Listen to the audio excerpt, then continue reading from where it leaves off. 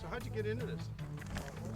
I got back into the hobby, just wanting to fly rockets again. I had done it when I was younger and kind of picked it back up, found that the rockets had gotten bigger and meaner and more entertaining.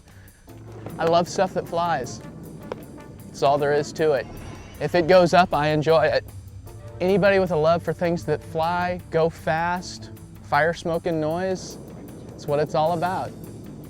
The camaraderie, lots of good people, lots of good friends. Very unique crowd of really good people we have out here. Kids 7, 8 years old can get into it, and there are challenges that I have yet to face.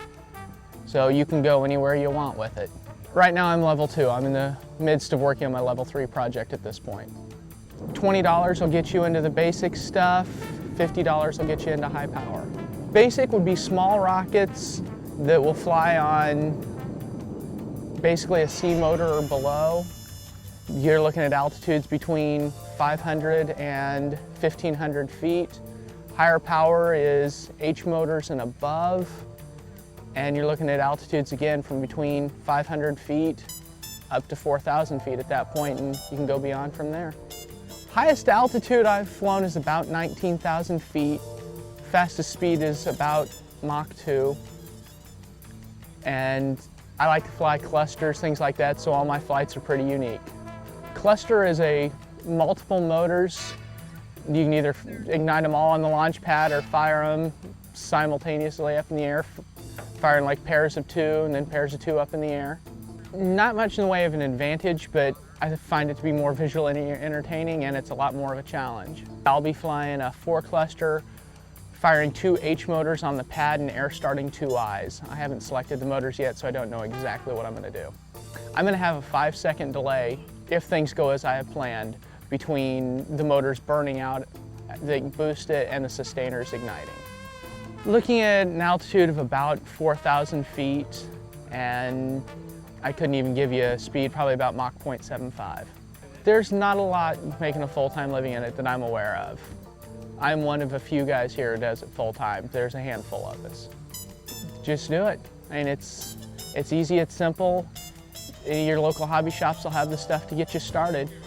The internet is a great resource for finding ways to get into the little stuff all the way up to the big. I noticed you have these boxes with the signs and the padlocks on them. Can you tell me a little bit about them?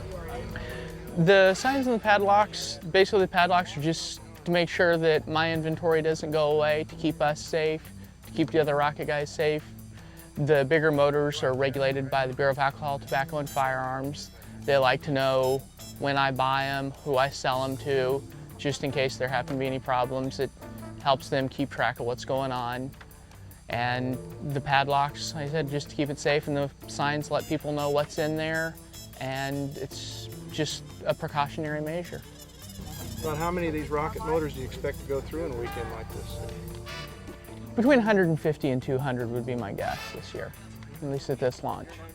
I bring out motors, igniters, glues to help any repairs or last minute things that need to be taken care of, extra parachutes, recovery systems, electronics, basically anything anybody could need to either make a repair or get something finished up last minute.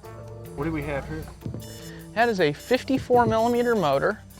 It holds the K700, which is a K-class motor, produces 700 Newton-seconds of thrust on average per second. It's a level 2 motor. You have to be level 2 certified to fly something like that. And the motors go up from there or down. For example, this is a 38mm motor. This is a J-class motor. Holds the J350 and the J420 at this time. Aerotech doesn't have any other reloads for it. And motor sizes, I said, they keep getting smaller. This is a 29mm motor in a color pattern that Dr. Rocket calls their Desert Fire. It's a kind of a red-yellow anodized mix. Most popular motor, I'd say probably a J350, maybe an H242. J350 would fit in this case here. H242 fits in this motor. H242, small motor, hits pretty hard. It'll help you get a rocket between a lightweight rocket and a heavy rocket up off the ground. J350 is a bigger motor. It just falls into the level 2. It's a very introductory motor. Lots of guys will certify level 2 on it. It's probably the most popular level 2 cert motor. And you can see it's twice the size, so you're looking at a lot more speed and a lot more altitude. Reloads, a J350 is $40. H242 is $18 if I remember correctly. And motor cases, looking at approximately $100 for this one and about $70 for that one. They pretty much have an indefinite lifespan. I haven't replaced any of mine within, well, the past 5 years, with the exception of the couple that I've lost. What sort of rocket body would they be wrapping around there? Anything from a rocket basically the same diameter as the motor to, I've seen guys fly 5-inch diameter rockets that were over 10 feet tall on that motor.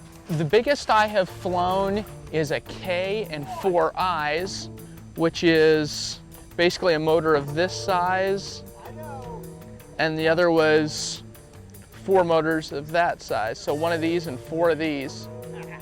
And I've seen guys fly clusters up through 4 M's, which are larger than this here.